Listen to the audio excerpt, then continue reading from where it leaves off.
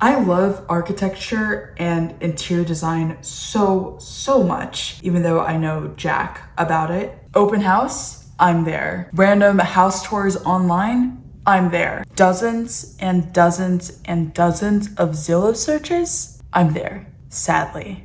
Let's check out some of this architecture online. So tiny homes are becoming like the new craze recently. I remember seeing one really cool video that just like stuck in my mind. This ultra modern tiny house will blow your mind. And it's at like 50 million views. God dang, that was like a really good house start. Like I would consider living there. But we've got this other one that's like a shipping container. Let's look at that. Do this crazy new kind of a home in their county, and they were like, gotta make it happen. Oh my gosh. I mean, you're stuck in that rut with everybody else, you know? I'm like... Fortunately not portable. Automatically docking off points for that one. It was spontaneous. There was no known underlying effect. Okay, let's see the inside. Let's get to the good part. This is oh my gosh, that's such a cute little house.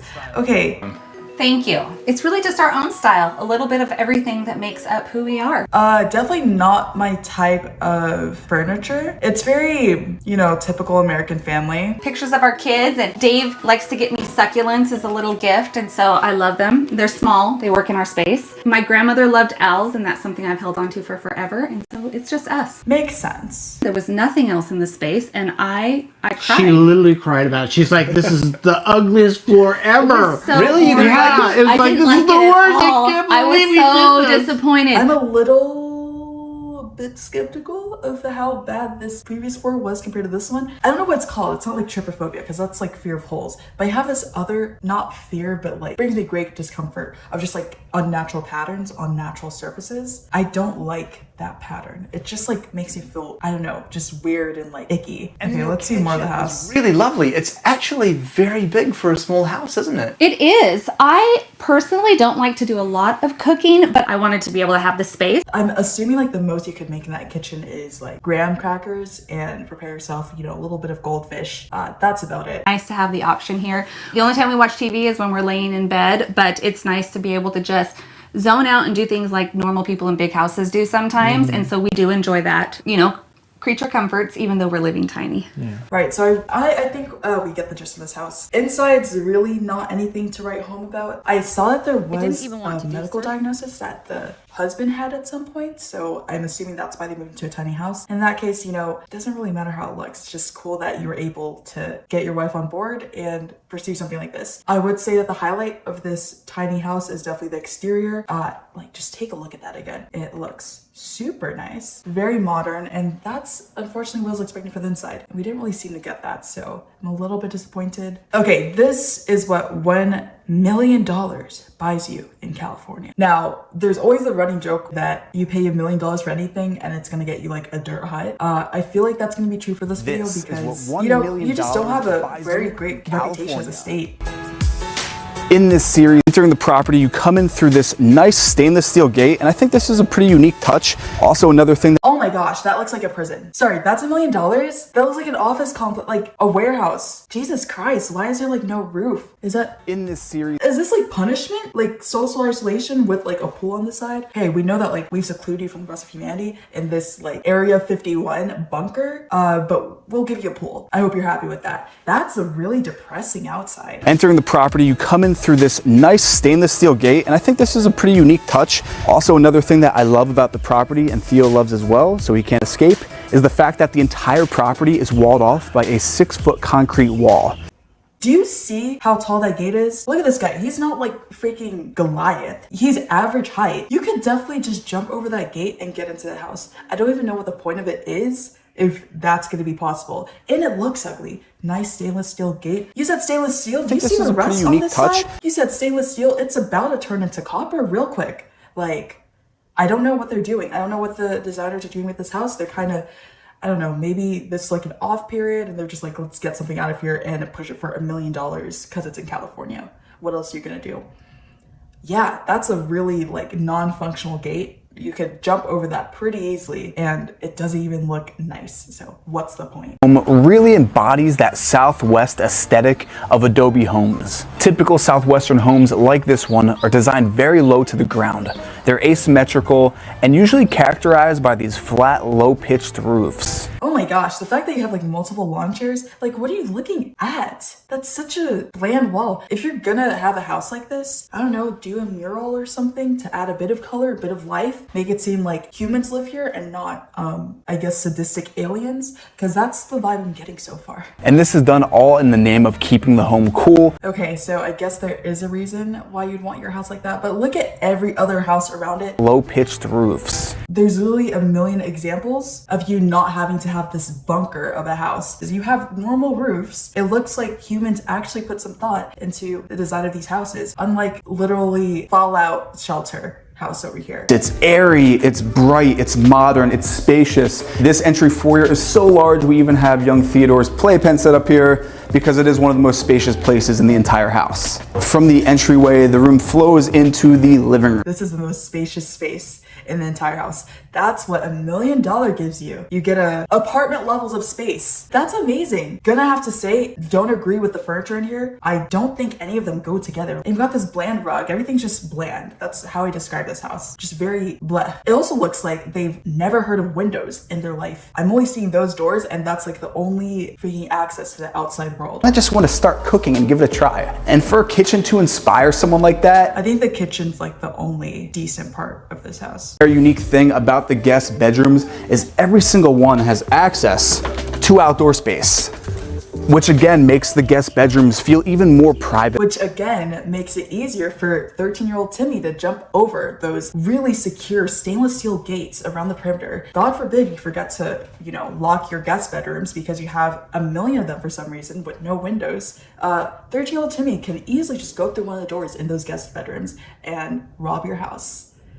Your $1 million house, but just saying there's probably not much to see in there because you've got like 10 furniture pieces, period. And something that's very unique is that the master suite bathroom is completely open concept, meaning there's no wall, there's no door that blocks off the master suite from the master bathroom. Okay, even better. For $1 million, you can live in a dorm style house. Yay! So you have no privacy. God forbid you're having a bit of a situation in the bathroom and you don't really want people seeing that. Oh, don't worry about that. We'll not even just connect them. We'll completely get rid of the wall because we want you and your partner to have no privacy whatsoever, okay? I know we have 1 million doors in the house and no windows, but none of those doors are allocated for the bathrooms. Sorry. Yeah, this is a crappy house tour. I'm not even gonna entertain it anymore. Let's move on to a Reddit post that's talking about bad real estate. Okay, so this is quote unquote the worst house showing ever. Imagine you're a listing agent and your clients are hoarders. Do you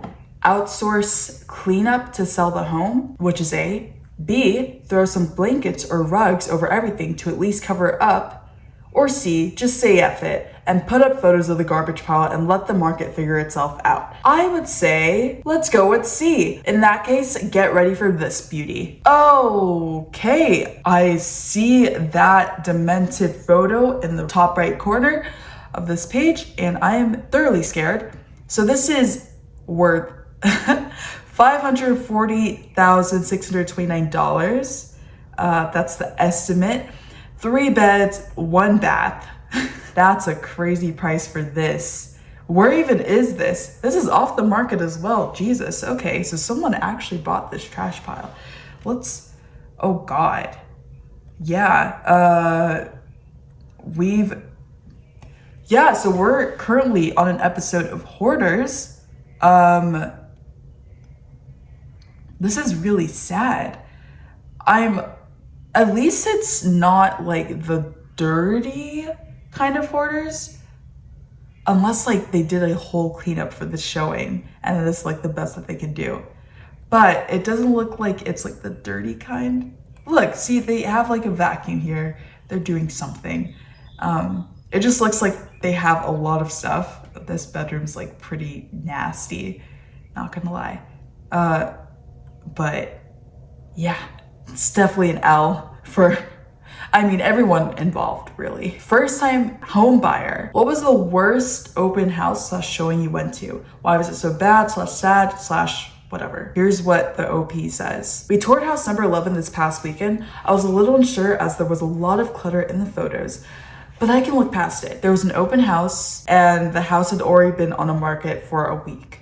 First of all, the neighborhood was awful. The house itself backed up to a private green space, and I knew that there was a locked fence on the side of the home for service workers, as shown in the listed photos. However, that fence was broken and wide open, covered in spray paint. We went inside. It was just a lot. Little knickknacks everywhere, quotes on the wall, giant cat statues, boxes with garbage all over the floor. It was honestly very difficult to see anything or imagine when you could barely walk. The realtor looked like she just woke up and was blaring country music from her phone in the kitchen and was eating when we walked in. She refused to move out of the way of the kitchen area and just had her snacks and lunch spread everywhere and was eating. Dirty litter boxes in some of the rooms. The backyard was right up against a huge transformer, so it had that loud hum. I felt a lot of things. It was just a bust for us, sad for the homeowner, and they will likely have a very hard time selling. It was just a lot of weird emotions to feel. I got the impression that it was an older gal/couple living there, and they likely aren't able to stage their home. So I ultimately just felt sadder for them. Yeah, that's a pretty sad story. Another case of, I believe, hoarders. That realtor as well is definitely, whatever her salary is getting just paid way too much. If it's commission, I really don't see this realtor doing too well in the future if that's how she's treating showings for houses. Like I said, love going on Zillow, so I gathered the top 4 cities in Texas, which is Dallas, Austin, Houston, and San Antonio. And I wanted to compare all of like the mansions and see like what differences we would see in like the top showings. So you got this one, $60 million. God dang. Okay, who's living there? Mark Cuban? Oh my gosh, this is like beautiful. I love that architecture. It's like old school, like old money. That's crazy. Okay. We've got the backyard. That's so gorgeous. This bar looks pretty nice as well. Oh, the library. There we go. I want to see one room that I just don't agree with, because typically in these like mega mansions, okay, yeah, I don't agree with this room. I'm assuming it's like a ballroom or something, where you just invite people and you chatter, but I definitely don't like the flooring. It doesn't match with the walls. It does match with the ceiling a little bit, but you know, that color scheme is not it. But yeah, usually in these mega mansions, you'll see at least 1 or 2 rooms that are just like off the wall insane. That's not really happening for, oh my gosh, this is just a beautiful house. No, I can't really insult it because like for example, I don't like this room. This room looks, I don't like the wood. It's just very, it looks like it hasn't been kept up, I guess. Other than that, it looks pretty bland. And you wouldn't expect that in a house like this. Let's look at Houston. Top listing for that is $36 million, and it looks like a house in ancient Greece. Is this even a house? I'm unsure of that. God dang. So it looks like more space. Oh my gosh, that's a great, I don't think this is a house. Okay, compared to like the last one we saw, 60 million, and this one's only 36 million, like still huge numbers for mansions. But my God, this looks so much more intricate and expensive. I can't imagine how this would be cheaper. I guess it's just like the land that it's on. But wow, this is crazy. Taking you right back to medieval times, it looks like. Whoever is taking that house up, tell me your secrets, please. Next thing is Austin. And I make fun of Austin a lot because it kind of reminds me of California in the sense that you could pay a bunch of money for something and get like 2 inches of land. Ironically though, it does look like we're getting the top listing as 28 million, 6 bed, 13 bath, and that's quite different from the last 2 showings we just saw. Pretty good views of everything. Like this is like on the mountains, on the seaside as well. Topographically, it looks like it has more going for it. Yeah, those are beautiful views, I will say. I don't know how much square feet you're getting for this. But God, right next to marina as well. That is beautiful. Okay, I clown on Austin a lot, but this is like worth the money. Look at that gym. Oh my gosh, you have like views of just like paradise outside. Okay, love that. And then, oh, they've got infinity pools as well. Okay, they know what they're doing in Austin. So Nest's most expensive house is at 6.8 million, 6 bed, 10 bath. Quite a difference from the other major cities. So we can't really hold it up to the same parameters, but I will say that also could be because of land. So we will take that into consideration. More Spanish villa type vibes than contemporary. Yeah, I do like the walls in this house. Looks very pretty. I want to see the kitchen and how that looks like, because that's usually what I get really interested in. Okay, kitchen, slam dunk, there we go.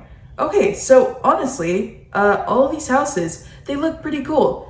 We're gonna rank all the cities. First, definitely goes to Austin, and then we're gonna say Houston, Dallas, and then San Antonio. Yeah, I just want to look at some architecture and interior design with you guys today. Pretty random video, but hope you guys liked it. Let me know if you want to see more stuff like this. Reinvent the ordinary, and have a great day.